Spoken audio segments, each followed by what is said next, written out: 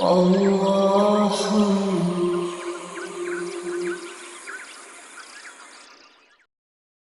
من الشیطان الرجیم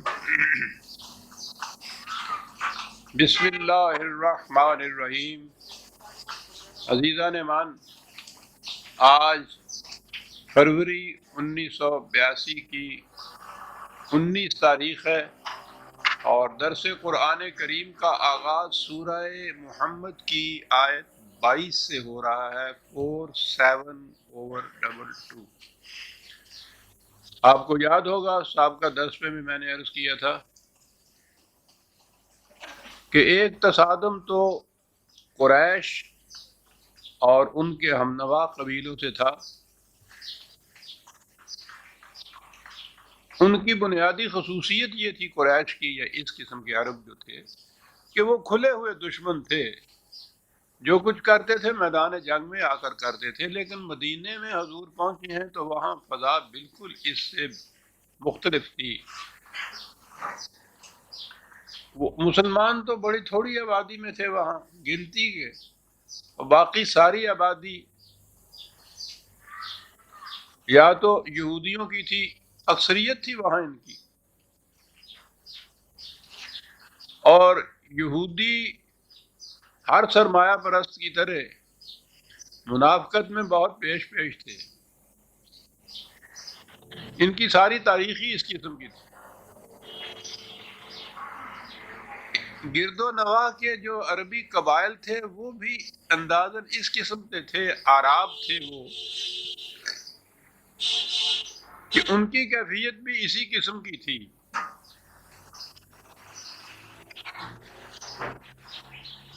تو ایسے حالات ہوں جس میں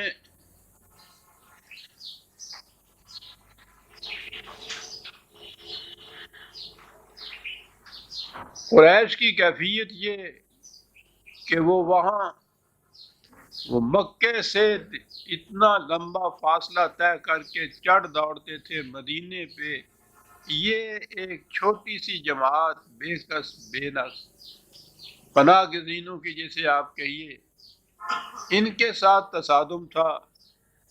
جہاں رہتے تھے وہاں خود یہ کچھ گنتی کے لوگ، باقی ساری اس قسم کی آبادی۔ یہ جو سچویشن تھی اس نے عجیب مشکلات پیدا کر دی تھی، اور یہ ہے قرآن کریم میں جہاں منافقین کا ذکر آتا ہے وہ یہ لوگ ہیں،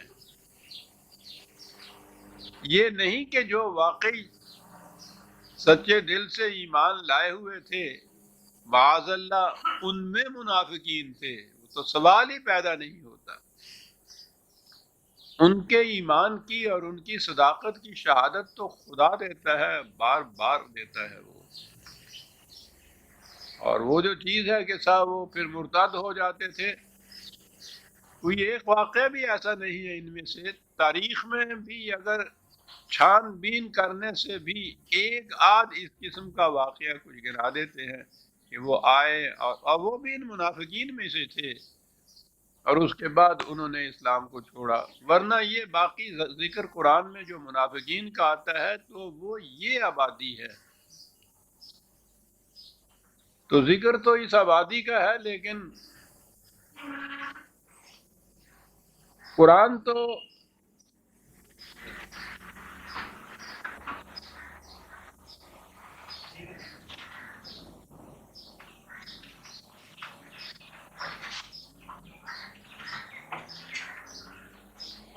قرآن تو مخصوص واقعات کو سامنے لاتا ہے، لیکن مقصد اس کے اندر جو ایک پنہا اصول ہوتا ہے، یا اگر انسانوں کی باتیں کرتا ہے تو جو ذہنیت ہوتی ہے، جو نفسیاتی کیفیت ہوتی ہے، اصل میں وہ اسے بیان کرتا ہے۔ واقعات تو وقتی ہوتے ہیں، اس کے بعد وہ ختم ہو جاتے ہیں، لیکن یہ چیزیں جو ہیں یہ ہیں جو مستقل طور پر آگے چلتی ہیں، اور یہی ہیں جن کا ہم سے تعلق ہوتا ہے۔ یعنی ہمارے سامنے یہ جو واقعات آتے ہیں تو یہ اس لیے نہیں ہے کہ یہ کچھ ہسٹوریکل کرانیکلز ہیں، تاریخ کے کچھ واقعات ہیں جو ہمیں بتائے جاتے ہیں۔ تاریخ جس قسم کی ہمیں پڑھائی جاتی ہے وہ تو اس کا کوئی تعلق ہم سے نہیں ہوتا. اکبر فلاں سال میں تخت پہ بیٹھا، فلاں سال اس سے لڑائی ہوئی، فلاں سال وہ تخت سے اتر گیا، کیا تعلق ہے ہم سے اس سے؟ کچھ معلومات ہیں وہ بھی بے معنی سی. قرآن یوں نہیں کہتا. قرآن ان تاریخی واقعات کو بیان کرتا ہے تو ان سے ایک نتیجہ اخذ کرتا ہے. وہ یا تو ایک اصول کو بیان کرتا ہے اور یا پھر انسانوں کی نفسیات کو بیان کرتا ہے. واقعات جو ہیں وہ تو رہ جاتے ہیں پیچھے، اور یہ چیزیں جو ہے یہ آگے آ جاتی ہیں. یہ وجہ ہے کہ قرآن نے ان واقعات کی بھی جزوی تفصیل اس طرح سے نہیں دی جیسے ایک تاریخ دان دیتا ہے یا مورخ دیتا ہے. یہ اس کا مقصد اور منصب ہی نہیں تھا. جتنی سی بات سے وہ سمجھتا ہے کہ اس کا مقصد پورا ہوتا ہے وہ اتنی سی ہی بات کرتا ہے. تو منافقین کا ذکر پورے قرآن میں منافقت کی جو نفسیات ہے وہ اس سے وہ چیزیں بیان کرتا ہے، اور یہ تو پھر ہمیشہ کے لیے رہیں گی.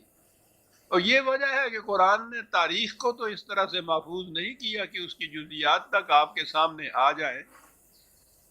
اصل میں وہ ان نفسیات کو بیان کرتا ہے جو ان چیزوں کے پیچھے ہوتی ہیں، اور ہم نے بھی اس کو بالکل اس کے بعد الٹ دیا، اور ہم نے تاریخ مرتب کرنی شروع کر دی، اور وہ اس قسم کی مرتب کی کہ وہ اس کے جو نتائج و اثرات ہیں وہ بالکل اس کے خلاف ہیں کہ جو قرآن مرتب کرنا چاہتا ہے. انہوں نے تحقیق کر کر کے ٹوٹ لگا کے، جسے کہتے ہیں نا، نام لے لے کے بتانا شروع کیا کہ جی فلاں منافق تھا اور فلاں منافق تھا.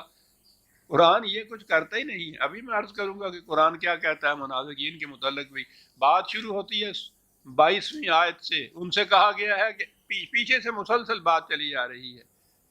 کہا کہ تمہاری کیفیت یہ ہے کہ فَهَلْ عَصَيْتُمْ إِن تَوَلَّيْتُمْ أَن تُفْسِدُوا فِي الْأَرْضِ وَتُقَطِّعُوا أَرْحَامَكُمْ، کہ تمہاری کیفیت تو یہ ہے، کہتے ہو تم کہ ہم فساد نہیں پیدا کرتے، ہم مصلحون ہیں، ہم تو اصلاح چاہتے ہیں. کہا تمہاری کیفیت یہ ہے کہ آج ہی اگر ان سے الگ ہو کے پھر جاؤ تم اپنی پہلے مسلک کے اوپر، پھر تم ملک میں اسی قسم کا فساد برپا کرنا شروع کر دو جیسا پہلا کرتے تھے. اور پھر کیفیت تمہاری یہ ہے کہ خود اپنے ہی صلہ رحمی والے لوگ، اپنے ہی رشتہ دار جو ہیں، وہ ان کی بھی مخالفت تم اسی طرح سے کرنے لگ جاؤ. تمہاری تو کیفیت یہ ہے کہ دور کے لوگ یا عام انسانیت تو ایک طرف رہی، تم تو اپنے قریب ترین جو رشتہ دار لوگ ہیں ان کا بھی کوئی احترام نہیں کرتے، ان کا بھی کوئی لحاظ نہیں رکھتے، ان کے مفاد کی بھی کوئی فکر نہیں کرتے. تمہیں تو اپنی ہی مفاد کی فکر ہے، اور منافقت تو ہوتی ہی یہی چیز. اولئک الذین لعنہم اللہ فاصمہم واعمی ابصارہم. اب یہ جو پھر بار بار وہ بات آ جاتی ہے، اور ہر بار مجھے اس کی تشریح کرنی پڑتی ہے کہ صاحب ترجمے کہ یہ وہ لوگ ہیں جن پہ اللہ نے لعنت کی. اور لعنت تو ہمارے ہاں آپ جانتے ہیں بہت بڑی گالی ہے، اور اس پہ پھر یہ چیز کہ دیکھیے جناب اللہ لعنتیں برساتا ہے لوگوں پہ. خدائے جلیل و قدیر، یہ انسان شے کیا ہیں اس کے سامنے کہ وہ بیٹھا ہوا اوپر ان کو لعنتیں برسائے. رڑے منہ داڑا، یعنی اندازہ لگائیے کہ خدا کا تصور کیا دیتے ہیں یہ لوگ.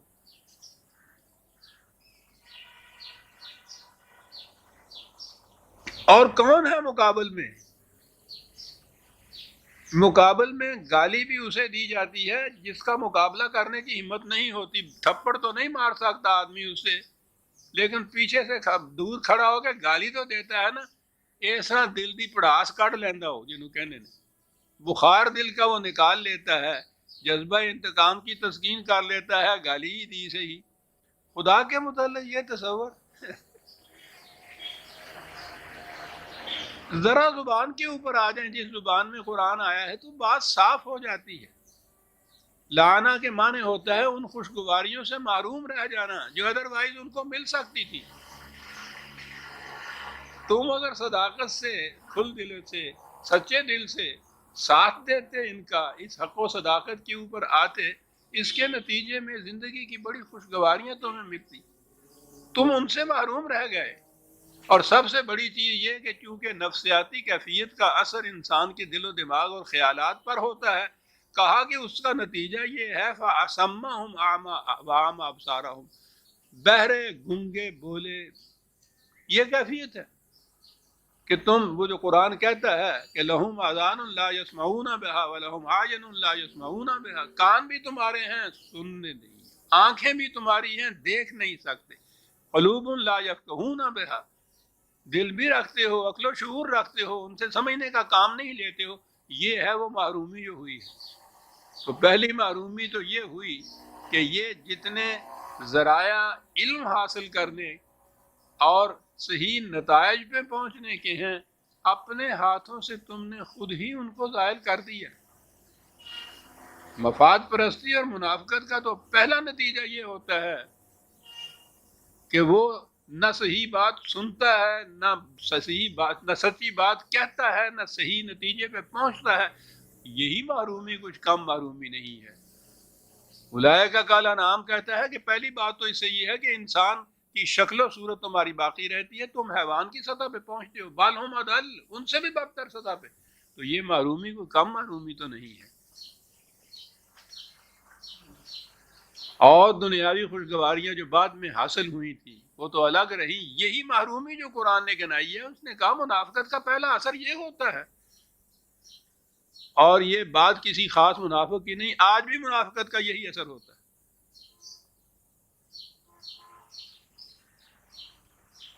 تو جب یہ صورت ہو کہ نہ سمجھنے کی قوت یعنی سمجھنے کی صلاحیت باقی ہوتی ہے، اس سے کام نہیں لیتے سمجھنے کا. یہ نہیں کہ وہ صلاحیت جو ہے وہ ختم ہو جاتی ہے، آخر میں ایک درجہ وہ بھی آتا ہے کہ آہستہ آہستہ اگر آدمی یہی روش اختیار کر لے تو پھر یہ صلاحیت ہی ختم ہو جاتی ہے، دب جاتی ہے یوں کہیے. لیکن صلاحیت سے کام نہیں لیتے. کام کیا لینا تھا؟ کھلی ہوئی آنکھیں رکھنا، صحیح بات کو سننا، پھر غور و فکر کے بعد صحیح نتیجے پہ پہنچنا. اسے تدبر کہا جاتا ہے، اسے تفکر کہا جاتا ہے.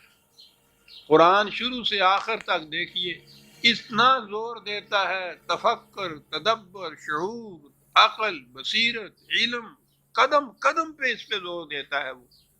وہ اپیل ہی ان چیزوں کو کرتا ہے جو انسانیت کا خاصہ ہے.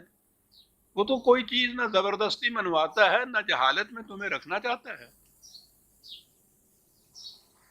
اس کو اپیل کرتا ہے. اب یہ یہاں دو چیزیں کہی کہ منافقت کا نتیجہ یہ ہے کہ نہ صحیح بات تم سنتے ہو، نہ صحیح بات کہہ سکتے ہو، نہ صحیح نتیجے پہ پہنچتے ہو. افلا یتدبرون القرآن، دیکھیے کہاں لایا ہے قرآن تدبر، کہ اس محرومی کا پہلا نتیجہ یہ ہے کہ تدبر ہی نہیں تم کرتے. تو نظر یہ آیا کہ تدبر جو ہے قرآن میں یہ بڑی بنیادی خاصیت، بڑی بنیادی شرط ہے قرآن کے لیے. تدبر نہ کرنے کی بات تو کہی ان لوگوں کی کہ جو ان صلاحیتوں سے کام نہیں لیتے، اور منافقت جو ہے اس کو پہلے قرآن نے بطور مثال کے پیش کیا. یہ نفسیاتی کیفیت ہے اس کے بعد کہ تدبر کی، تفکر کی صلاحیت جو انسان اس سے کام نہیں لیتا ختم ہو جاتی ہے. قرآن میں تدبر کا حکم قدم قدم کیا ہے. افلا یتدبرون القرآن، قرآن میں تدبر سے کام نہیں لیتے. وہ اس لیے نہیں لیتے کہ ان کی منافقت نے ان کی ان صلاحیتوں کو معوف کر رکھا ہے. اور آگے ایک بات ہے قرآن، افلا یتدبرون القرآن، نسخے ہیں آپ کے تو سامنے رکھیے، ایک حرف آتا ہے اس کے اندر، عظیم چیز ہے. ام علی قلوب اقفالها، کوئی سا ترجمہ اٹھا لیجئے، آپ کو ترجمہ یہ ملے گا کہ یہ قرآن پہ تدبر نہیں کرتے، ان کے دلوں پر قفل پڑے ہوئے ہیں، تالے پڑے ہوئے ہیں. ٹھیک ہے، اقفال تک تو بات ہو گئی کہ تالے پڑے ہوئے ہیں. اقفال کے پاس ہا ہے اس کے ساتھ، اقفال و ہا. اور عظیم چیز ہے عزیزان من اس ایک حرف کے اندر، اس ایک ضمیر کے اندر تالے پڑے ہوئے ہیں سے بات ہو جاتی ہے. اور یہی وجہ ہے کہ ہمارے ہاں میں نے کوشش کر کے بھی دیکھا، انگریزی کے ترجمہ بھی میں نے دیکھا کہ کسی کی نگاہ ادھر گئی ہے کہ یہ ہا کا ترجمہ بھی ساتھ کرے وہ اقفال تک، تو بات یہ ہے کہ وہ تالے پڑے ہوئے ہیں، ٹھیک ہے، یہ اقفال و ہا کیوں ہے؟ اور یہ ہے قرآن 1400 سال پیشتر۔ اب میں ترجمہ کیا عرض کروں؟ ان کے قلوب پر تالے پڑے ہوئے ہیں، کہیں باہر سے تالے لا کے نہیں ڈالے گئے، اقفالها دلوں کے تالے دلوں پہ پڑے ہوئے ہیں۔ اللہ اکبر، اللہ اکبر۔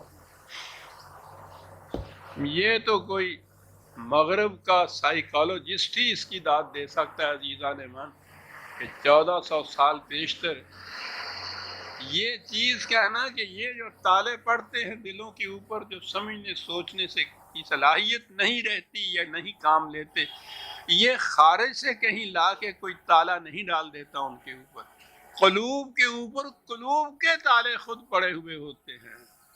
واہ واہ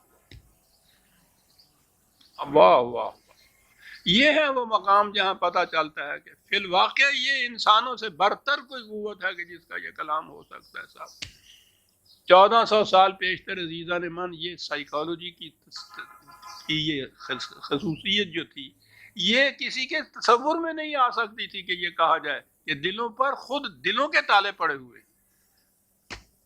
اقفالها، کس چیز نے یہ تالے ڈال دیے؟ منافقت نے۔ منافقت نے کیا کیا؟ سمجھنے سوچنے سننے بولنے کی قوت جو تھی اس کو معوف کر کے رکھ دیا۔ اس کا نتیجہ کیا ہوا کہ دل رکھتے ہیں، دل کے اوپر دلوں کے اوپر خود دلوں نے اپنے اوپر آپ تالے ڈال رہے ہیں، ان کے تالے دلوں کے دلوں پہ پڑ گئے ہوئے ہیں۔ واہ واہ۔ اقفالها ان الذين ارتدوا على ادبارهم من بعد ما تبين لهم الهدى تبين لهم الهدى الشیطان سولهم واملى لهم۔ بات یہ کہی تھی سب سے بڑا جرم عائد یہ کیا کہ قرآن میں تدبر نہیں کرتے، دلوں پر تالے پڑ چکے ہوئے ہیں۔ آپ کو معلوم ہے کہ آپ کے ہاں مذہب کی دنیا میں سب سے بڑا جرم قرآن میں تدبر کرنا ہے۔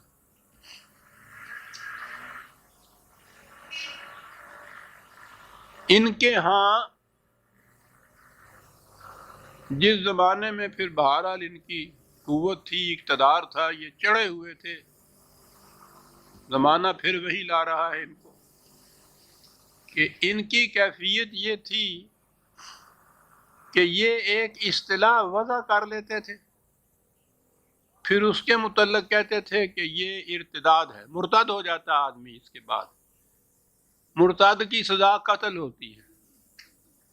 قتل شریعت کی روح سے مباح ہوتا ہے، اس کے معنی یہ ہوتے ہیں کہ جس شخص کا جی چاہے اس کو قتل کر دے، یعنی اس کے متعلق صرف یہ فتویٰ دینے کی ضرورت ان کی ہوتی تھی کہ وہ مرتد ہو گیا ہے، تو جب یہ ہو جائے تو پھر جس کا جی چاہے اس کو قتل کر دے۔ یعنی عدالت کسی قتل کے مجرم کے متعلق فیصلہ دے دے کہ اس کو موت کی سزا دی جاتی ہے، تو اس پہ بھی یہ نہیں ہوتا کہ جس کا جی چاہے اس کو مار دے۔ مقتول کے وارثوں کو بھی یہ حق نہیں پہنچتا۔ عدالت نے فیصلہ دیا ہے، قانون کی روح سے فیصلہ ہے، یہ کہا گیا ہے کہ اس کو موت کی سزا دی جاتی ہے، اس کو مار دینا ہے، فیصلہ ہو چکا ہے، لیکن یہ حق کسی انسان کو نہیں پہنچتا، مقتول کے وارثوں کو بھی نہیں پہنچتا۔ وہ جو عدالت کی مشینری ہے مار دینے والی، اس کا جو نظام ہے مار دینے والا، یہ وہ کرے گا، ہر شخص نہیں کر سکتا۔ لیکن ارتداد ایسا جرم تھا کہ اس کے لیے کسی عدالت سے فیصلے کی ضرورت نہیں پڑتی۔ انہوں نے فتویٰ دیا، مرتد ہوا، مرتد کی سزا قتل ہوئی، جس کا جی چاہے قتل کر دے۔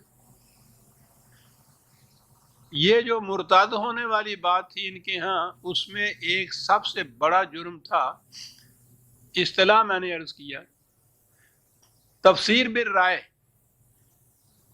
یعنی یہ قرآن کے سمجھنے میں اپنے عقل و فکر کو دخل دیتا ہے۔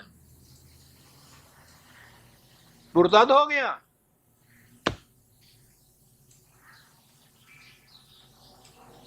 اور اس کے اوپر جتنے قتل ہوئے ہیں آپ کی تاریخ میں، چنگیز اور ہلاکو کے حصے میں کیا آیا ہوگا اس قتل کے بعد؟ فرق یہ ہے کہ وہ جو قتل کرنے والے ہیں آج تک تاریخ بھی ان کو ظالم اور قساوت اور قصائی اور مستبد اور پتہ نہیں ہلاک، یعنی ان کے نام ہی ہلاکو اور چنگیز مشہور ہو گئے ظالموں کی اصطلاح میں. انہوں نے جو قتل کیا تو یہ شریعت حقہ کے قائم کرنے والے ہو گئے.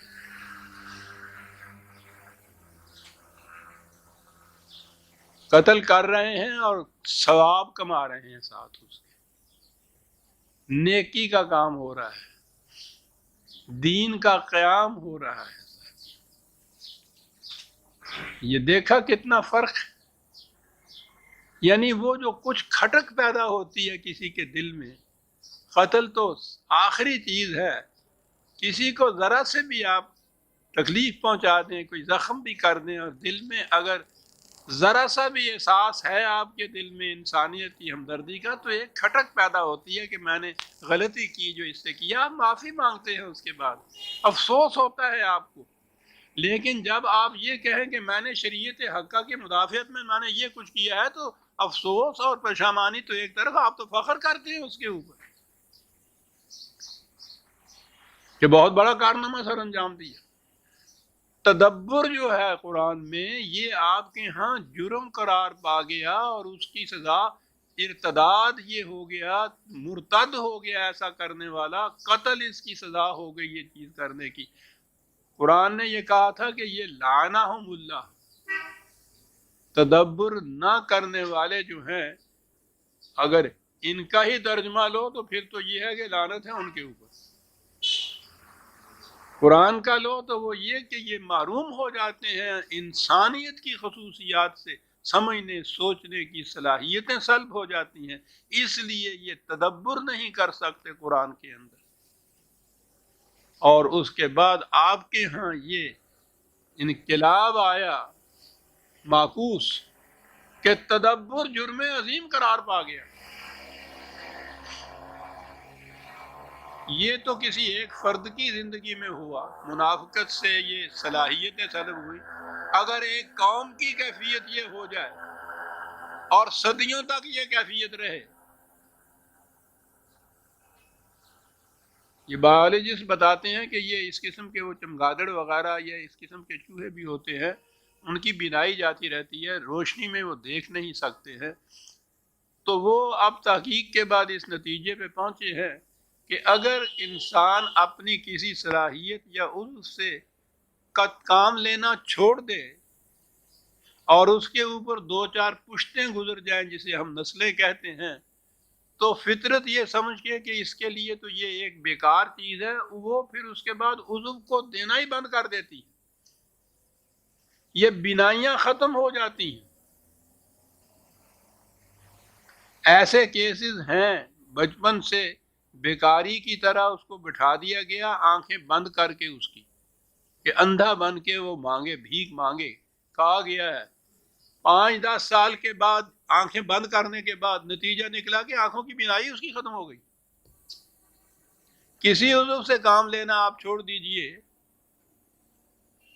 وہ جو اس کی خصوصیت ہوتی ہے اس کے بعد فطرت اس کو سلب کر لیتی ہے.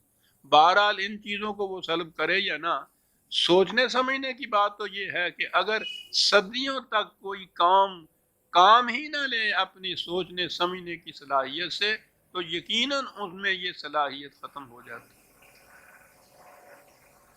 تدبر فی القرآن، آج بھی جب آپ سنتے ہیں نا کوئی بات قرآن کی عقل و فکر کی روح سے کہی جائے، تو وہ یہ کہتے ہیں کہ بتائیے پہلے بھی کسی نے یہ کہا تھا. اس کے معنی یہ ہے کہ یہ بات نہیں ہے کہ تدبر تفکر کی روح سے وہ اس کو چیلنج کریں کہ نہیں، عقل و فکر کی روح سے یہ صحیح نہیں ہے. چیلنج یہ بات ہے کہ عقل و فکر سے تم کیوں کام لیتے ہو، یہ بتاؤ. صرف نقل جسے کہتے ہیں، منقولی کہتے ہیں اس کو، وہ یعنی جو چیز نقل ہوتی چلی جائے. نقل مارنے والے نوں تے پہلا کٹ دینے سن، حال دے کمرے چ ہن الگ بات ہے کہ پاس ہی ہو ہوندا جڑا نقل مارے. یعنی نقل وہ چیز ہے، ہمارے ہاں یہ جو منقولی طریق ہے، بہترین طریق یہ ہے جسے منقولی آپ کہتے ہیں۔ معقولی طریق اس کے خلاف یہ تھا جو عقل و فکر سے کام لے کے کچھ قرآن کی بات کہے۔ یہ ایک ان کے ہاں ایک اصطلاح مشہور کر رکھی ہے معتزلہ۔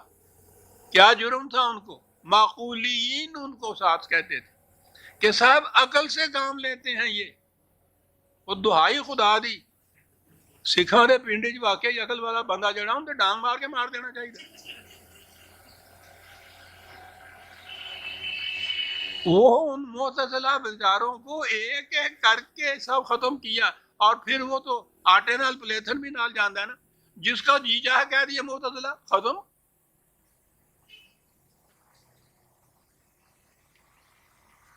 اس قدر ان کے ہاں کی معقول تصنیفیں تھیں، قرآن کی تفسیریں ایسی عمدہ تھیں، ایک ایک ورق جلا دیا ان کا، کہیں نشان نہیں ملتا ان بیچاروں کی ان تصانیف کا۔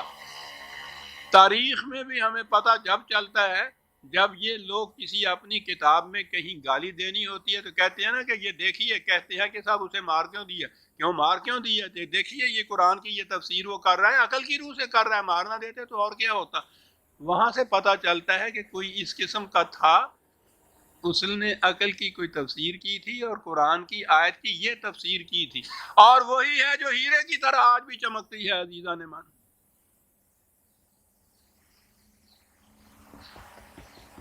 تدبر جرم قرار پا گیا۔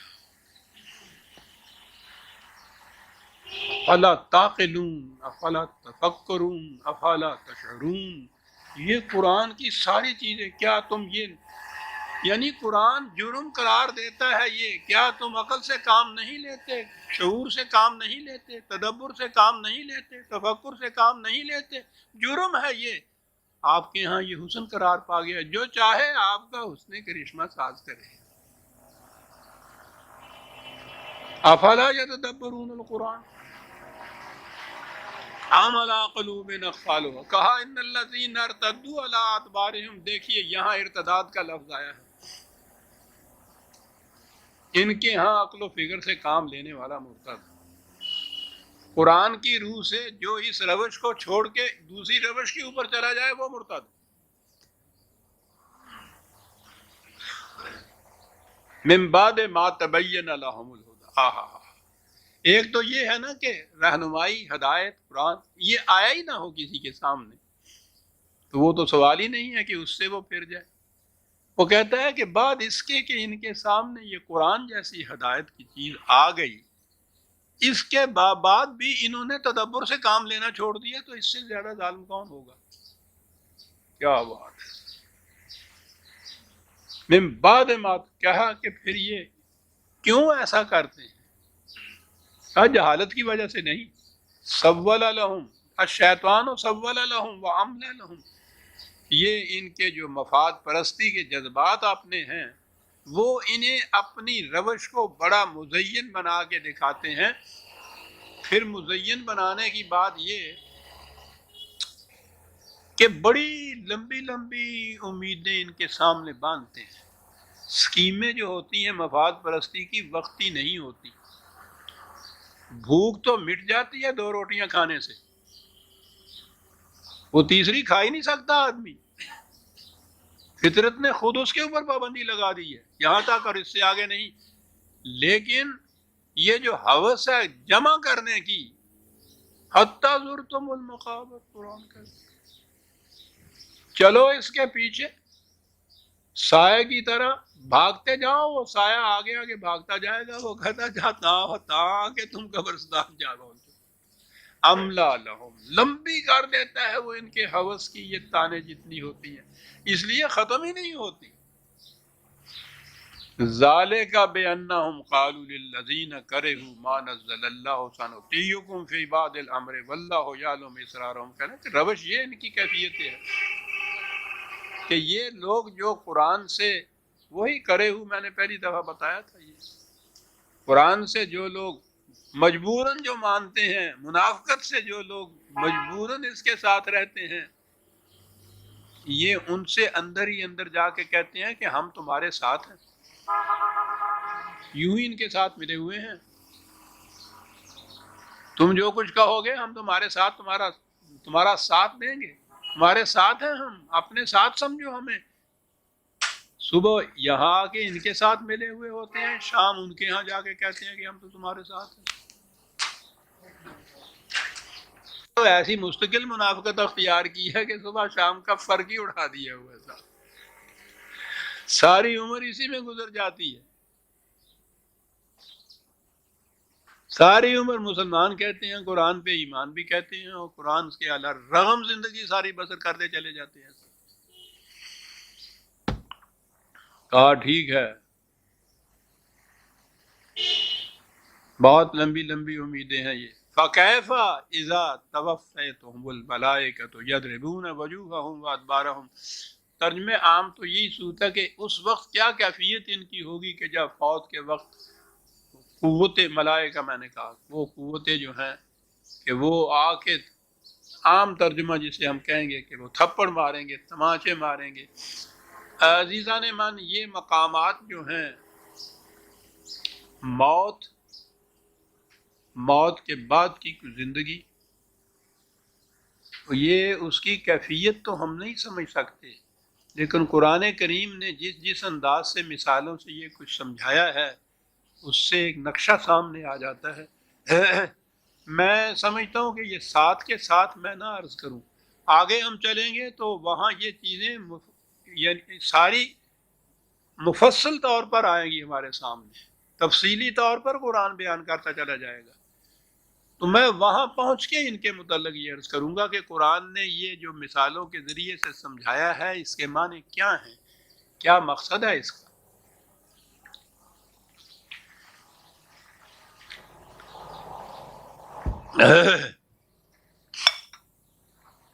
اس وقت تو یوں ہی سمجھیے کہ ساری عمر تو یہ کچھ کرتے رہتے ہیں، لیکن بالآخر ایک دن تو وہ موت کا آتا ہے.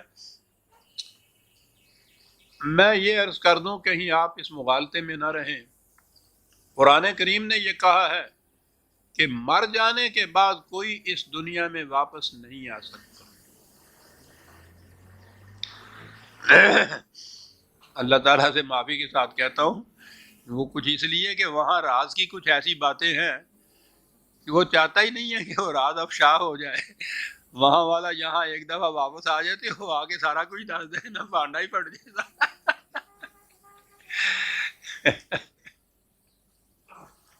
بڑا تجسس رہتا ہمیں کہ کچھ تو معلوم ہو وہاں کی،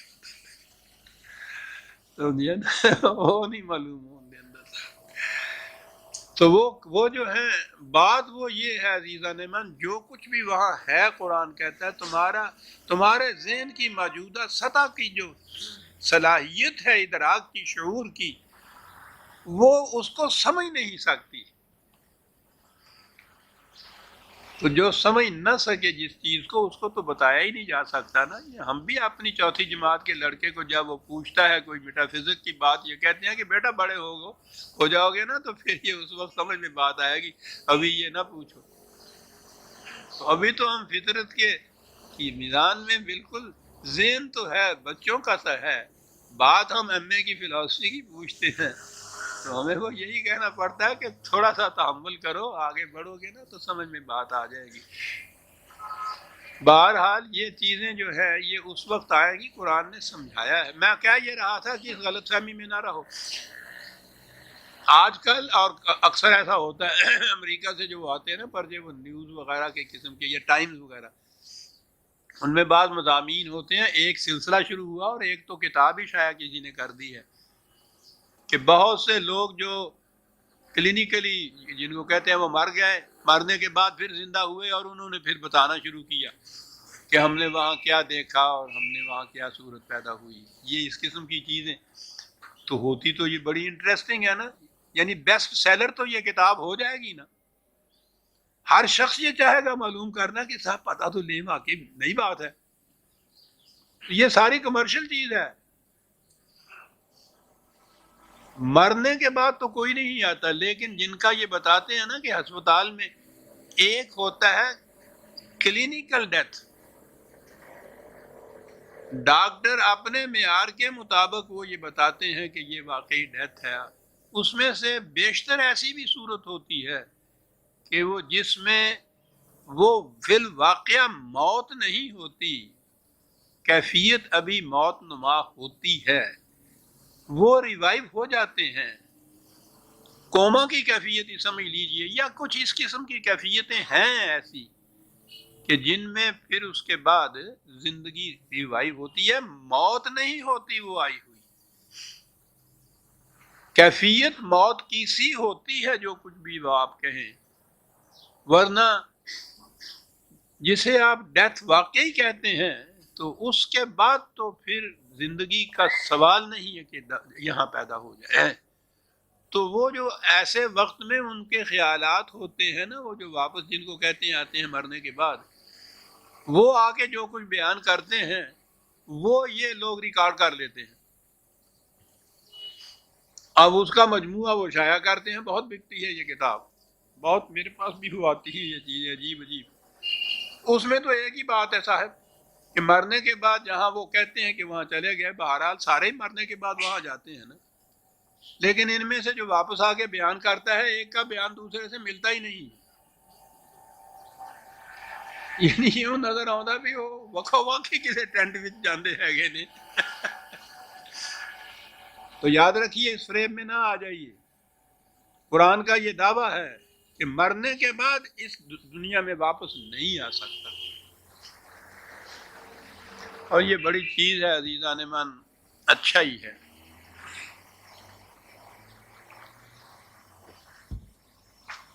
پتہ نہیں اور تو کوئی فائدہ ہو یا نہ ہو، وہ آگے جو کہے یا کہ اوئے تو کہندا تھا میرا بابا جڑا سی بڑا نیک بخت، سب کچھ میں اسے دیکھ کے آیا تو جہنم سے سڑدا سی پیا، روز لڑائیاں بیان کرتے اندر، تیری ایسی تھی تیسی، اور میں دیکھ کے آیا اپنے ہاتھ، تو تے گیا ہی نہیں تھا گا، تینوں کی پتہ ہے کہ ان کی دسیے جناب آگے تو تے تو ہو کے آیا ہے۔ ذالک بانہم اتبعوا ما اسخط اللہ وکرہوا رضوانہ فاحبط اعمالہم، پھر وہی ترجمے والی بات، ترجمہ ملاحظہ فرماؤ کہ یہ اس لیے کہ یہ حرکتیں کرتے ہیں جس سے خدا کو بڑا غصہ آ جاتا ہے، تیری خدا کو بڑا غصہ، خدا کو غصے میں لانے والی باتیں کرتے ہیں، یہ ترجمہ ہو گیا۔ کیا تصور ہے خدا کا، اللہ اکبر، اسے ان چیزوں سے غصہ، ایسی حرکتیں کرتے ہیں جو خدا کو غصے میں لانے والی ہوتی ہیں، یہ اور بات ہوتی ہے۔ آج خود کسی کو اپنے طور پہ غصہ ہے وہ اور بات ہو، یہ تو بدترین قسم ہے غصے کی کہ کسی کے غصہ لانے سے غصہ چڑھ جائے آدمی، کسی کو اکسائے، اس کو آگے بتائے اس کو کہ تینوں آ کہندا سی یہ سارا کچھ کہندا تھا، اور اس کو پھر جناب غصہ آ جائے۔ خدا کو غصے میں لانے والی باتیں کرتے ہیں۔ سبحان اللہ تعالی عما یصفون، کیا بات اس نے کہی، عما یصفون، اس کے متعلق یہ جو اپنی طرف سے کہتے ہیں، جو کچھ بھی کہتے ہیں صاحب وہ اس سے بہت بلند ہے صاحب، اس کی تو کوئی صفت بھی ہم اپنے ذہن سے کریں وہ تو اس سے بھی اونچا ہوتا ہے صاحب، کہ جائے کہ یہ باتیں اس کی طرف منسوب کریں۔ کہا کہ وہ کرے ہو رضوانہ، یہ پھر وہی رضوان کے معنی مرضی مولا کے ساتھ، ہم آہنگ ہونا قوانین خداوندی کے ساتھ، رضوان کے یہ معنی ہوتے ہیں، یہ اس سے ہم آہنگ نہیں ہوتے، اس کے برعکس چلتے ہیں، اس کے برعکس چلنے کا نتیجہ یہ ہوتا ہے کہ وہ ان کا نقصان ہوتا ہے، وہ یہ ساری چیزیں جو کہی گئی ہیں پہلے یہ پیدا ہو جاتی ہیں پھر اس کے بعد، تو یہ چیزیں وہ ہیں جن کو یہ نہیں ہے کہ خدا کو غصے میں لانے والی باتیں کرتے ہیں، یہ ترجمہ اس کا یہ ہوتا ہے کہ خدا کے قوانین کے مخالفت کرتے ہیں، سرکشی برتتے ہیں، اس کے ساتھ ہم آہنگ ہونے والا انداز زندگی کا اختیار نہیں کرتے، نتیجہ کیا؟ فَأَحْبَطَ أَعْمَالَهُمْ، نتیجہ یہ ہوتا ہے کہ اپنی دانست میں جو کوئی یہ سمجھتے ہیں کہ بڑا اچھا کرتے ہیں، در حقیقت وہ کوئی نتیجہ نہیں پیدا کرتا۔ خدا کو غصہ چڑھا کے عزیزان من معاشرہ کیا کہتے ہیں، ام حسب الذین فی قلوبہم مرض، یہ دیکھیے وہی چلا آ رہا ہے، فی قلوبہم مرض، جن لوگوں کے دلوں کے اندر مرض ہے۔ یہ دلوں کے اندر کا مرض جو ہے یہ بھی سائیکالوجی کی اصطلاح ہے، اور آج کی تو سائیکالوجی کی جتنی بھی تحقیقات ہو رہی ہیں ان میں تو وہ بتاتے ہیں کہ یہ جو بظاہر آپ کو جسمانی امراض نظر آتے ہیں ان میں بھی بیشتر جو ہیں اس کی بنیاد قلب کے امراض کے اوپر ہی ہوتی ہے۔ قلب کے امراض، نفسیاتی امراض جس کو ہم ان کے ہاں کہتے ہیں، شعوری طور پر جو غیر شعوری طور پر جو کہتے ہیں کہ امراض ہوتی ہے، یہ اصطلاح قرآن کی ہے، قلوب کے امراض۔ کہا کہ کیا یہ سمجھتے ہیں الَّن یخرج اللہ اضغانہم، کہ کیا یہ اسی طرح سے دھوکہ دیتے چلے جائیں گے، ان کی حقیقت سامنے آئے گی نہیں، یہ بے نقاب ہوں گے ہی نہیں، معلوم ہی نہیں ہوگا ان کے متعلق۔ منافق منافقت برتتا اس لیے ہے کہ اس کو یہ یقین ہوتا ہے کہ میں بے نقاب نہیں ہوں گا۔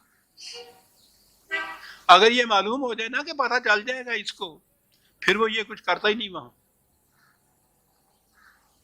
وہ اسی بات پہ ہوتا ہے کہ پتہ نہیں چلے گا، میں بے نقاب نہیں ہوں گا۔ کہتا بھی اگر کوئی ہے نا کہ ایسا، تو وہ کہتا نہیں، وہ جھوٹ بولتا ہے، بالکل نہیں صاحب میں نے تو نہیں پوچھا۔ یہ ہے بڑی چیز اس کی کہ پتہ نہیں چلے گا۔ کہا کہ یہ سب اس لیے کر رہے ہو نا کہ تمہیں اس کا یقین ہے کہ پتہ نہیں چلے گا۔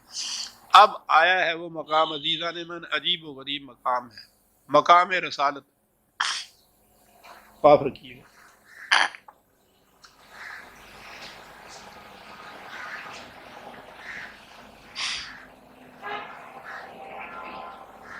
ہمارے ہاں تو تصور یہ ہے نا کہ وہ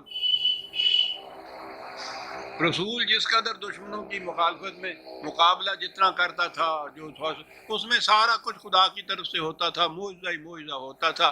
بس یہ تو یوں ہی بس معاف رکھیے گا ایک ایکٹر کی طرح وہاں کھڑا ہوتا تھا، سب کچھ خدا کرتا تھا، جس طرح سے جی چاہے اس کے فرشتے آتے تھے وہی ان کو مار مار جاتے تھے، یہ سارا کچھ وہ کرتے تھے، تو ان کا اپنا یہ کچھ نہیں ہوتا تھا، خدا ہی سب کچھ کر دیتا تھا۔ اب دیکھیے کہ خدا کس طرح سے، معاف رکھیے گا محاورے کے اعتبار سے جو کہتے ہیں پیچھا چھڑاتا ہے۔ رسول کی کیفیت یہ ہے کہ منافقین یعنی قرآن کے اگر یہ مقامات آپ لیں نا، منافقین سے نظر آتا ہے کہ واقعی کوئی اگر اتنا بڑا کشاد قلب اور وسعت ظرف نہ ہو جتنی کہ حضور نبی اکرم صلی اللہ علیہ وسلم کی ہے، پاگل ہو جائے انسان جس طرح سے گھیرا ڈالا ہوا ایسا منافقین نے۔ آپ سوچئے تو صحیح، ایک طرف سے وہ باہر سے کھلے بندوں آنے والے، ہر دوسرے سال لشکر، 7 سال کا 6 سال کا عرصہ، قریباً 82 کے قریب جھڑپیں اور غزوات ہیں جو رسول اللہ صلی اللہ علیہ وسلم کی زندگی میں پیش آئے ہیں۔ زندگی میں کیا 2 ہجری سے لے کے 7 ہجری تک، اتنے عرصے کے اندر سوچئے تو صحیح، اور اس کے بعد گھرے ہوئے ہیں یہاں ان منافقین کے گھیرے کے اندر۔ اور کچھ نہیں تو کم از کم اتنا تو ہو کہ خدا یہ تو بتا دے ان کو کہ اس سے ذرا محفوظ رہنا، محتاط رہنا، یہ منافق ہے۔ اتنی سی بات بھی ہو جائے تو پھر بھی بہت بڑی بات ہے یہ، جسے آپ کہتے ہیں خدا سب کچھ کرتا تھا، چلیے میں چھوڑتا ہوں اس کو کہ فرشتے آ کے وہ تلواریں چلاتے تھے، تیر چلاتے تھے، ان کو مارتے تھے، وہ تو نہ صحیح، میں کہتا ہوں اتنی سی بات تو یہ ہو جائے۔ سنیے اس معاملے کے اندر عزیزان من، یہ ہمارے آپ کے لیے ہے جو کچھ کہا جا رہا ہے، کہ یہ نہ سوچو کہ اس معاملے کے اندر خدا اس مقابلے میں جنوں پنجابی جی کہتے ہیں نا رئی کر دے، یہ تو رئی کرنے والی گل ہے نا، اینو دس دیتا انہوں نہ دسیا۔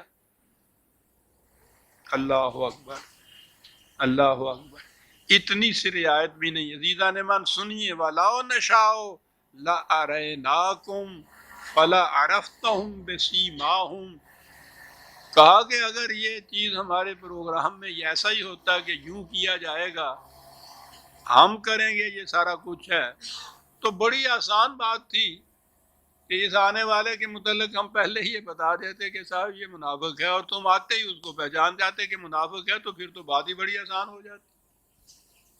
کہا یہ ہو سکتا تھا، کہا ہم اتنا بھی نہیں کریں گے تمہارے لیے۔ وَلَتَعْرِفَنَّهُمْ فِي لَحْنِ الْقَوْمِ، ان کی باتوں سے تمہیں خود سمجھنا ہوگا، پہچاننا ہوگا کہ یہ منافق ہے یا مخلص ہے، تمہیں خود سمجھنا ہوگا۔ یہ جائے کہ تلواریں بھی فرشتے چلائیں اور تیر بھی خدا کی طرف سے چلیں، وہ تو بہت بڑی لمبی بات ہے۔ اتنی سی بات بھی جو ہے کہا نہیں سکتے، ہم نہیں بتائیں گے۔ دیکھا عقل و فکر کو کتنی اہمیت حاصل ہے۔ یہ چیز بتا دی جائے تو پھر وہ عقل و فکر اور تدبر اور شعور کی روح سے کام لے کر یہ پہچاننا کہ یہ منافق ہے یہ مخلص ہے، وہ تو بات چلی گئی نا درمیان میں سے، بتا دیا جائے اگر، یعنی اگر کویسچن جو دیا ہے بچے کو اس کا جواب بتا دیا جائے پہلے سے ہی، تو باقی وہ حل کرنے کی ساری صلاحیت ہی ختم ہو جاتی ہے اس کی۔ یعنی رسول اللہ صلی اللہ علیہ وسلم کے متعلق یہ ہے، اتنی سی بات بھی نہیں رعایت برتی جا رہی ہے۔ عزیزان من، کہا کہ نہیں، تمہیں خود پہچاننا ہوگا ان کی باتوں سے۔ اتنی مصیبت مشکلات کے ہجوم میں گھرے ہوئے ہیں رسول اللہ صلی اللہ علیہ وسلم مدینہ مکے کی زندگی نے، یعنی وہ اتنی ہے کہ بار بار آپ دیکھیں گے آتا ہے کہ یہ کرتے ہیں، تمہیں اس طرح تنگ کرتے ہیں، ارے اس سے کچھ تھوڑی سی تو مرہم ان زخموں کے اوپر لگا دی جائے۔ قطعاً نہیں، ہم نہیں بتائیں گے، تمہیں خود پہچاننا ہوگا ان لوگوں کے ساتھ۔ واللہ یعلم اعمالکم، باقی رہے ہم تو یہ بات نہیں کہ ہمیں علم نہیں، ان کی باتوں کے بھی ہم جانتے ہیں، تمہارے اعمال بھی ہمارے سامنے ہیں، ہم تو یہ دیکھتے رہتے ہیں کہ کوئی کس قسم کا کام کرتا ہے۔ رعایت کسی کی رہی، رعایت نہیں ایک لفظ ہے ہمارے یہاں پنجابی جو ہے، رہی، وہ رعایت نالوں زیادہ جامع لفظ ہے گئے، اور رہی کرتا ہے کسی کی طرفداری کرنا دوسرے کے مقابل میں، جہاں انصاف کا تقاضا برابر کا ہو، اور کسی کی طرفداری کرنا، یہ ہو جاتی نا بات۔ وہ یہ خدا اتنی سی بات نہیں کرتا تھے جائے کہ وہ تلواریں چلائے گا، اپنے فرشتے بھیجتے ان کی طرف سے سنا۔ وَلَنَبْلُوَنَّكُمْ حَتَّى نَعْلَمَ الْمُجَاهِدِينَ مِنْكُمْ وَالصَّابِرِينَ وَنَبْلُوَ أَخْبَارَكُمْ۔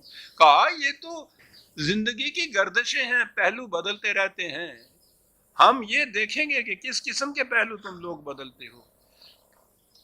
تمہارے اعمال سے، تمہارے کردار سے، جو کچھ تم کرو گے اس سے ہم دیکھیں گے کہ تم میں سے مجاہدین کون کون سے ہیں، کون کون سے صابرین ہیں تم میں سے۔ اور والا نبلو و اخبارکم، پھر دنیا دیکھ لے گی کہ کون کون ہے۔ کیا بات ہے، دنیا دیکھ لے گی۔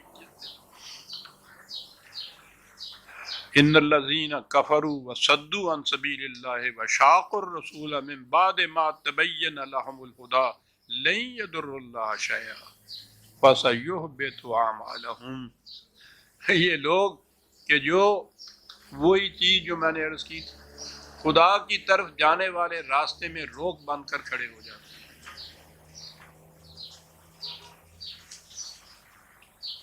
وشاق الرسول، اور رسول کو اس قدر اذیتیں پہنچاتے ہیں، اس قدر اس کی مخالفت کرتے ہیں۔ من بعد ما تبین لهم الہدی، یہ ہے خصوصیت خدا کی طرف سے یہ رہنمائی آ جانے کے بعد، اور تبین کے لفظ ہے، اس کے معنی ہے بالکل واضح طور پہ کسی چیز کا سامنے آ جانا، مبہم نہ ہو، ایسی نہ ہو کہ جو سمجھ میں بات نہ آئے، لفظی وہاں یہ آتا ہے، بالکل واضح رہنمائی تمہارے پاس آ چکی ہوئی ہے۔ اب جو کہا جا رہا ہے صاحب، ہم نے خود سنا ایک مولوی صاحب سے یہ کہتے ہوئے، کہنے لگے یہ کہتے ہیں دیکھو صاحب کہ قرآن ہماری سمجھ میں آ رہا ہے، کہنے لگے معاذ اللہ معاذ اللہ، خدا جلیل کی اتنی بڑی کتاب اور اتنے سے ناریل میں سما جائے گی، وہ یہ کہتے تھے، انسان کے دماغ میں یہ آ جائے، اوہو معاذ اللہ صاحب۔ ہاں جی،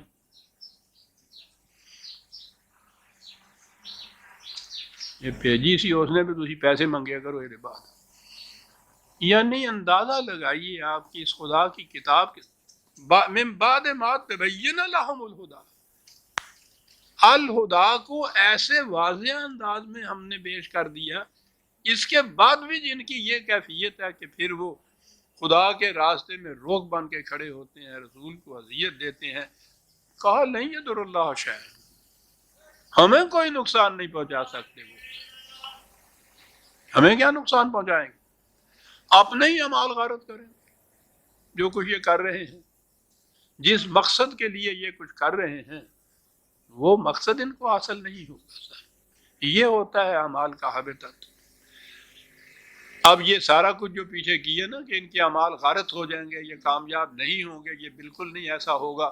اب ذہن میں یہ آ سکتا ہے نا کہ مومنین جو ہیں وہ مطمئن ہو جائیں کہ جب خدا نے کہہ دیا ان کے متعلق کہ ان کے اعمال غارت ہو جائیں گے، کچھ نہیں نتیجہ خیز ہوں گے، تو پھر تو ٹھیک ہے، راوی عیش لکھتا ہے، مزے سے بیٹھے رہیے، زیادہ سے زیادہ نفل پڑھ چھوڑیے، تسبیح پھیر چھوڑیے، سب کچھ ہوگا۔ کہا یا ایھا الذین آمنوا اطیعوا اللہ واطیعوا الرسول، تمہیں یہ کرنا ہے، یاد رکھو، نظام خداوندی کی اطاعت کرنی ہے تمہیں، اس سے یہ کچھ ہوگا جو کچھ پہلے ہم نے کہا ہے۔ یہ نہ سمجھ لو کہ یہ کچھ بھی اس کے بعد آج خود ہو جائے گا یا ہم کر دیں گے، یہ نہیں۔ اطاعت میں کسی دوسرے وقت میں یہ عرض کروں گا کہ قرآن میں جہاں بھی اللہ اور رسول کے الفاظ اکٹھے آئے ہیں اور ان کی اطاعت کا ذکر ہے، وہ دو الگ الگ اطاعتیں نہیں ہیں، کہ خدا کی اطاعت اور طرح سے اور رسول کی اطاعت اور طرح سے۔ قرآن نے یہ ایک اصطلاح ہے اپنی استعمال کی، وہ نظام جو خدا کا دیا ہوا ہے اور رسول کے ہاتھوں متشکل ہوا ہے، اس لیے اللہ اور رسول دو لفظ اس میں آتے ہیں۔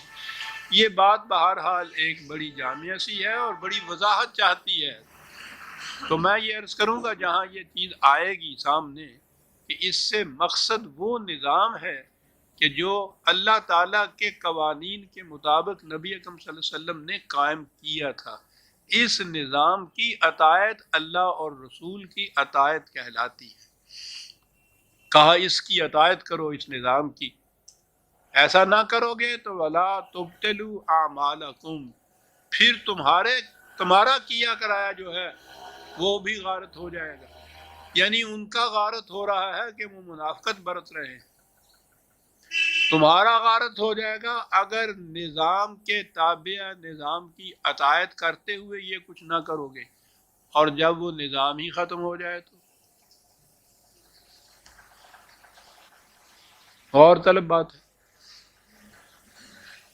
وہ صدر اول کے بعد آپ کے یہاں وہ نظام ہی نہیں رہا، اس نے مشروط کیا ہے آپ کے اعمال کو نتیجہ خیز ہونے کے لیے کہ وہ نظام کی اطاعت کی جائے گی جو خدا کے قوانین کے مطابق رسول نے قائم کیا تھا۔ اب اگلی بات آگئی کہ وہ تو رسول تک بات تھی، تو قرآن نے یہ بھی تو کہا ہے کہ ما محمد الا رسول قد خلت من قبلہ الرسل افإن مات أو قتل انقلبتم على أعقابكم، کہ رسول بہرحال اس کی ایک طبعی زندگی ہے، کل کو اگر یہ مر جائے، کل کو قتل کر دیا جائے تو تم یہ سمجھو گے کہ صاحب وہ نظام تو اس کی زندگی کے ساتھ وابستہ تھا، یہ نہیں رہا، نظام بھی ختم ہو گیا۔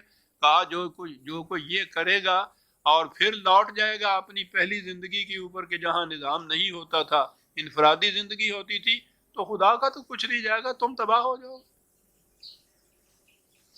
یہ قرآن میں موجود، تو یہ نہیں کہ رسول اللہ صلی اللہ علیہ وسلم کی اس زندگی کے بعد، اگر رسول کی وفات کے بعد، تو پھر تو قرآن یہ رہ ہی نہیں سکتا نظام۔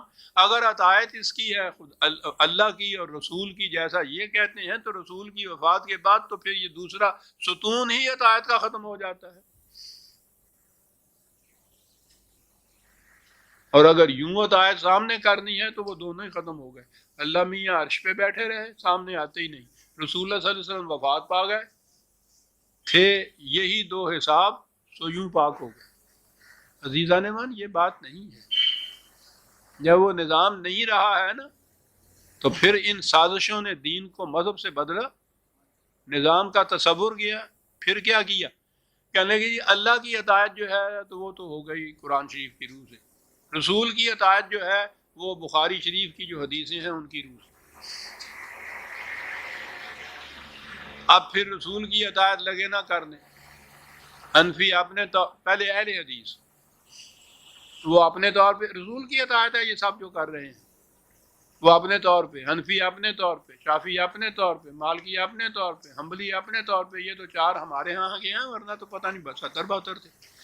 ہر ایک کا دعویٰ یہ تھا کہ ہم رسول کی اطاعت کرتے ہیں. ان سے کہا کہ بھائی اللہ کا بھی تو اس میں لکھا ہوا ہے کچھ، اسے بھی لے آؤ. وہ کہنے لگے کہ وہ جو رسول کی اطاعت ہے نا، اس اللہ کی اطاعت تو اسی میں آ جاتی ہے. یعنی اطاعت رہ گئی امام بخاری، امام مسلم کے قیاس کی روح سے جمع کی ہوئی چند روایتیں. اس روایت میں اللہ کی اطاعت بھی آ گئی، اس میں رسول کی اطاعت بھی آ گئی، اور اس کی روح سے جو احکام مستنبط کیے کچھ قوانین اس زمانے کے جورسٹ نے، اس زمانے کے قانون جاننے والے لوگوں نے، عام انسانوں نے، جو عام کہیں گے ہم نہ، وہ خدا کے رسول تو نہیں تھے. اب اطاعت سمٹا کے اللہ اور رسول کی اطاعت ان فقہی قوانین کے اندر رہ گئی جو انہوں نے مدون کیے. اتنا عرصہ وہ بہرحال وہ تو یوں گم تھے، اب وہ دوبارہ زندہ ہو رہے ہیں، جس کی روح سے میں نے یہ عرض کیا تھا نا کہ ابھی وہ آ رہے ہیں، وہ قصاص کے اور دیت کے احکام. ابھی تو پہلے تو یہ حدود ہی آئے تھے نا کہ جو ٹھپ ہو کے رہ گئے، ان کے متعلق کہا کہ یہ قابل عمل ہی نہیں ہے. خود صدر مملکت نے بھی یہ کہا کہ قابل عمل نہیں ہے. اور اس کے بعد جو آئیں گے وہ آپ دیکھیے گا، یہ قتل کے جرم کے، وہ اس کو کہتے ہیں قصاص اور دیت کے، قتل کے جرم کے جو قوانین آ رہے ہیں، سودا انہوں نے عام کر دی ہے، پبلک کر دی ہے. یعنی ایک ہی چیز قتل کا جرم ہے، قاتل موجود ہے. شرط یہ ہے کہ دو مسلمان متقی، پرہیزگار، دیندار، تزکیہ شہود والا دو اور مسلمان وہ اس کا کے شاہد ہوں. یعنی وہ قتل کرنے والا جو ہے یا مقتول جو ہے وہ پہلے کہے ذرا ٹھہر جاؤ، دو مسلمان متقی، پرہیزگار، تزکیہ شہود والے وہ آ جائیں پہلے. وہ دو میں یہ عرض کر رہا ہوں، آپ دیکھیے گا کہ ان کا نتیجہ کیا نکلتا ہے. آپ کے ہاں کتنے قتل ہونے شروع ہو جاتے ہیں. دو مسلمان گاؤں میں عام طور پہ وہ قتل ہوتے ہیں، وہاں وہ قتل ہوئے. یہ ہمارے ہاں کے یہ مسلی اور یہ مسیح، یہ عیسائی وغیرہ، یہ کام کاج کرنے والے وہاں لوگ ہوتے ہیں، یا اور نان مسلم 10 بھی اگر کیوں نہ ہو. ہاں 5-4 منٹ رہ گئے. اتنے بھی کیوں نہ ہوں، اگر 10-20 بھی اگر یہ کوئی نہ ہو، اور شہادت متفقہ لا دیں گے، شہادت نہیں مانی جا سکتی. دو مسلمان ہونے چاہیے. بیوی کے سامنے اس کے قتل کر دیا ہے خامند کو، وہ شہادت ہے. عورت کی شہادت نہیں لی جائے گی، شہادت ہی نہیں لی جائے گی. یہ بھی گیا. اگر یہ کسی طرح سے نومن تیل ہو بھی جائے ارادہ کے نچانے کے لیے، ثابت بھی ہو جائے، تو قتل عمد کے بعد یہ جو مقتول تھا اس کے جو وارث ہیں وہ قاتل سے پیسے لے کے صلح کر سکتے ہیں اور معاف ہو جاتا ہے وہ جرم. یہ وارث کون ہوتے ہیں؟ ساری امتیں یہ جڑے شریکے نے نا، جنہوں نے ان کے ساتھ مقدمے بازیاں شروع کر رکھی، انہوں نے تو قتل کرایا تھا. تو کتنا آسان ہو گیا، قتل کرا دیجئے، اس کو تو دیجئے 1000 روپیہ، اور خود ہوجئے پھر وارث، اور یہ وارث اس کے ساتھ معاملہ کرے 10,000 روپے پہ. اپنا دشمن جو ہے وہ کانٹا بھی نکل گیا، 9,000 روپیہ فائدے میں بھی رہ گئے. شریعت حقہ کے متعلق انصاف ہو گیا. آ رہے ہیں قوانین. اور پھر یہ جو دیت جسے کہتے ہیں نا، یعنی یہ قتل عمد میں ہے،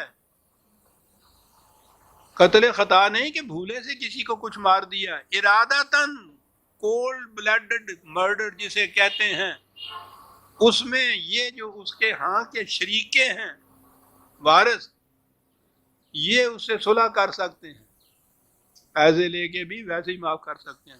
یوں گیا. پیسے اگر لینے ہیں، دیت جس کو مقرر کی ہے عدالت نہیں کہ صاحب اس کے 10,000 روپے. عورت کو اگر قتل کر دیا جاتا ہے تو مرد سے آدھی قیمت ہے اس کی جان کی، اس کی زندگی کی. شریعت حقہ کی روح سے میں لکھا ہے آدھی ہے اس کی. میرے بھائی کلیجہ شک ہو جاتا میرا عزیزان من. پوچھو نہیں میں کس ضیق سے گزر رہا ہوں زندگی کے اس آخری دنوں کے اندر. وہ قوانین ہم ساری عمر پڑھتا رہا، یہ کچھ ہوتا رہا، سمجھتا رہا کہ ماضی کی ایک تاریخ ہے جس کو میں پڑھ رہا ہوں، انہوں نے یہ قانون بنا دیے تھے، وہ چلو قصہ ختم ہوا، کوئی بات تو نہیں. اپنی زندگی میں ان کو اسلامی قوانین کی حیثیت سے یہاں نافذ ہوتے دیکھ رہا ہوں میں. مرا ایک کاش کے مادر نہ زادے وادی الرسول ولا تبتلوا.